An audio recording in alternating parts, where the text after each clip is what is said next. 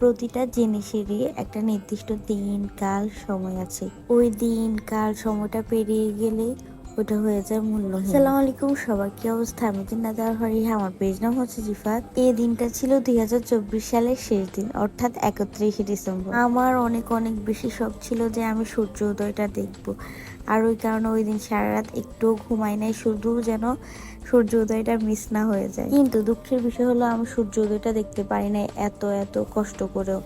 থাক, ইনশাল্লাহ সময় সুযোগ হলে আবার গিয়ে দেখব। সূর্য উদয়টা ঠিকই দেখতে পারলাম না, কিন্তু এই সকালবেলা যে মনোরম পরিবেশটা ছিল এটা অনেক বেশি এনজয় করছি।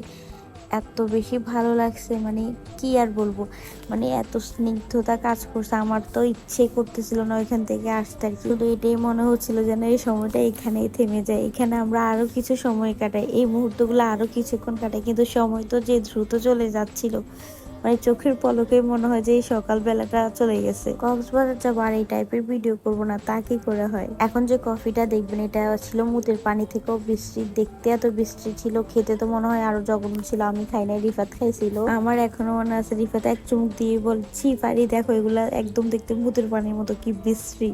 প্লিজ এই কথা শুনে কেউ মাইন্ড করবেন না। তারপর আমরা সুগন্ধা বিচ থেকে শুটকি নিছি, কক্সবাজার যাবো আর শুটকি নিবো না তা কি করে হয়? রিফাত এখানে ওনাদের কার্ডটা দেখাচ্ছিল। তারপর আমি আর আমার বান্ধবী, মানে রিফাতের বন্ধুর বউ সহ চলে যাই নাস্তা করার জন্য। আমরা স্টার কাবাবে খিচুড়ি খাইছিলাম, ভালো লাগে না। আমরা যে হোটেলে উঠেছিলাম এটার নাম ছিল আলফাতা। আমরা ওই হোটেলে 3 বেডরুমের একটা ফ্ল্যাটের মতো বুকিং দিই আর কি। ওইখানে কিচেন রুমও ছিল, যদিও কিচেন রুম আমাদের কোনো কাজেই লাগে নাই, এটা ছিল আমাদের রুম। আর 3 বেডরুমের ভাড়া ছিল 5,500 টাকা। কক্সবাজার হচ্ছে একটা পুরা সিন্ডিকেট এরিয়া আর কি।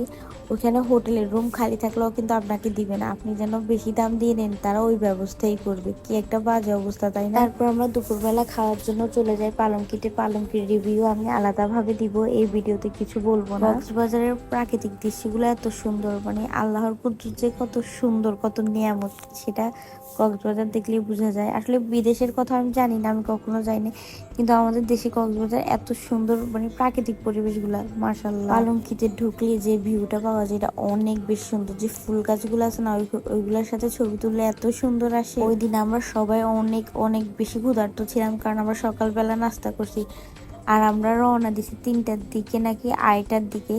আমরা ওইখানে গিয়ে পৌঁছাই প্রায় 4:30 নাকি 5টা। আমার তো ক্ষুধায় পুরো অবস্থা খারাপ। ইভেন সবার, আমরা এখানে সবাই যারা ছিলাম সবার অনেক বেশি ক্ষুধা লাগছিল। আমরা যখন কাউন্টারে যাই তখন বলে যে আপনারা আগে বুকিং দেন না কেন, এখন বুকিং দেন। পরে এগুলা বাদ দিয়ে আমরা সিট একটা খালি পেয়েছি, আমরা সবাই মিলে ওইখানে গিয়ে বসে গেছি। বসে যাওয়ার পরে খাবার অর্ডার দিয়ে দিছি। খাবার অর্ডার দেওয়ার পরে আমি আর রিফাত মিলে বাইরে গিয়ে ছবি টবি তুলতেছিলাম, ভিডিও করতেছিলাম। ওখানে একটা মেয়ে হাতে ফুল নিয়ে দাঁড়াইছিল, আর আমার জামার সাথে একটা ফুল মিলছে। তো আমি বলছি যে রিফাত আমাকে এই ফুলটা নিয়ে দাও, তখন রিফাত নিয়ে দিছে। কিন্তু এখানে একটা কথা আছে, আমি যখন বলছি যে রিফাত আমাকে ফুলটা নিয়ে দাও, সে নিয়ে দিছে, কিন্তু বলে কি তুমি যদি নাও বলতো আমি কিন্তু তোমাকে এই ফুলটা নিয়ে দিতাম।